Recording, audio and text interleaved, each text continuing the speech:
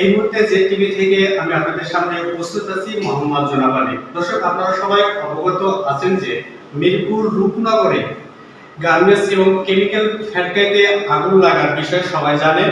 তো সেখানে সর্বশেষ পরিস্থিতি এখন পর্যন্ত আমাদের কাছে যে খবর এসেছে, এখন পর্যন্ত 9 জনের মৃত্যু হয়েছে এবং কি সেখানে ফায়ার সার্ভিসের টিম অর্থাৎ 11টি ইউনিট এখনো কাজ করছে আগুন নিয়ন্ত্রণ করার জন্য। দর্শক, আজকের এই লাইভটি যারা যেখান থেকে দেখছেন অবশ্যই আপডেটটি সবার কাছে পৌঁছে দিন এবং সর্বশেষ আপডেট পেতে আপনারা সবাই জেড টিভি বাংলার সঙ্গেই থাকুন। ধন্যবাদ সবাইকে। আমাদের সার্চিং অপারেশন চলছে। আমরা এই পর্যন্ত আনুমানিক 9টি লাশ পেয়েছি, যেটা আপনার বিভিন্ন মানে আপনার যে উপরে মালামাল যেগুলো পুড়ে আপনার হয়ে গিয়েছে। বেসিক্যালি আমরা ধারণা করছি যে এটা কেমিক্যাল, যে প্রথমে একটা বিস্ফোরণ টাইপের হয়েছিল যেখান থেকে আপনার মানে বিষাক্ত গ্যাস, যেটা খুবই টক্সিক, যেটা খুবই ফ্ল্যাশ ওভার হয়ে ওই বিল্ডিংয়ে আসে। আমরা ধারণা করছি কিন্তু বিষয়টা যে এটা ইনহেল করে তাৎক্ষণিক ইনারা হয়তো মৃত্যুবরণ করেছেন আমরা ধারণা করছি, এবং এই কারণে ওনারা তো সরতে পারেন নাই। বাট অনেকেই আমরা যখন আসছিলাম, আমাদের অন্যান্য ফায়ার ফাইটার যারা ফার্স্ট রেসপন্ডার, তাদের থেকে আমরা যখন শুনলাম যে তারা অনেকেই চলে যেতে পেরেছে, বাট ইনারা হয়তো টক্সিক গ্যাস ইনহেল করেই ওখানে আপনার মৃত্যুবরণ করেছে বলে আমরা ধারণা করছি। তবে এটা বিস্তারিত অবশ্যই তদন্ত করে জানা যাবে।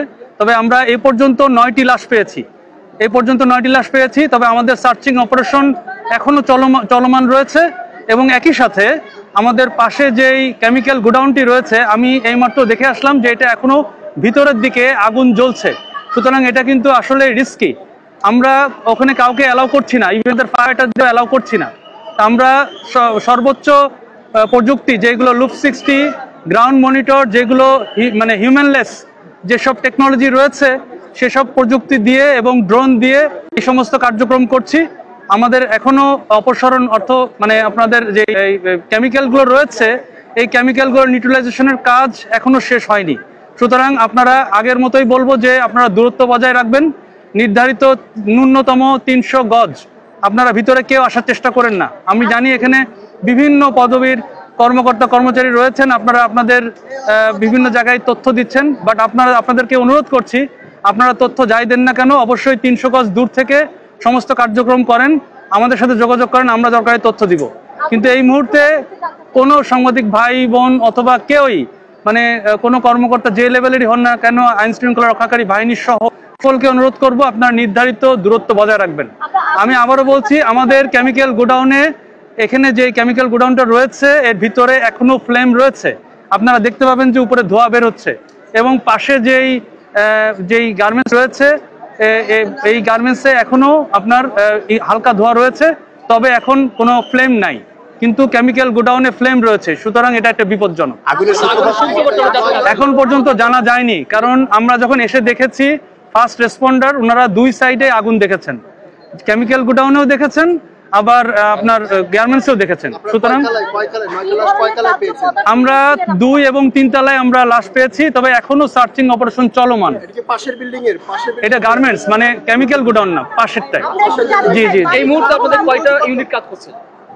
এই মুহূর্তে আমাদের 12টা চলে আসছে, 12টা ইউনিট কার্যক্রম করেছে। 8টা 12টা এখনো কার্যক্রম শুরু করে নাই, কারণ লুপ 60 আপনারা দেখে থাকবেন হয়তো, এটা দূর থেকে এটা পজিশন নিচ্ছে।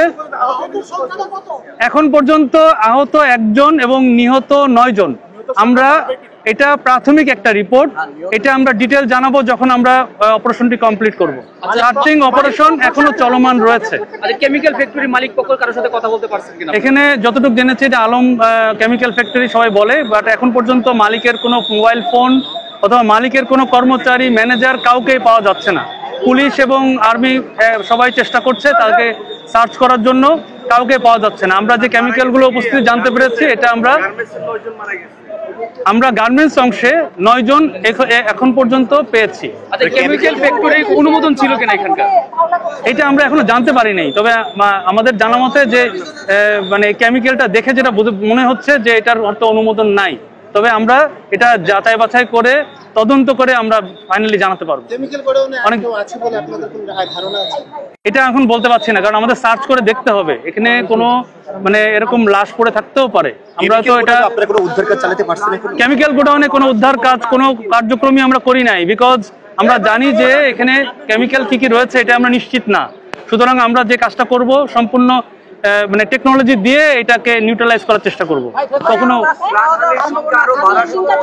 এটা আমরা বলতে পারছি না। আমরা সার্চিং অপারেশন কিন্তু চলমান, বাম পাশেরটা চলমান, ডান পাশেরটা কমপ্লিট হবে যখন নিউট্রালাইজ করা হবে, তারপরে আমরা সার্চিং অপারেশনে যাব।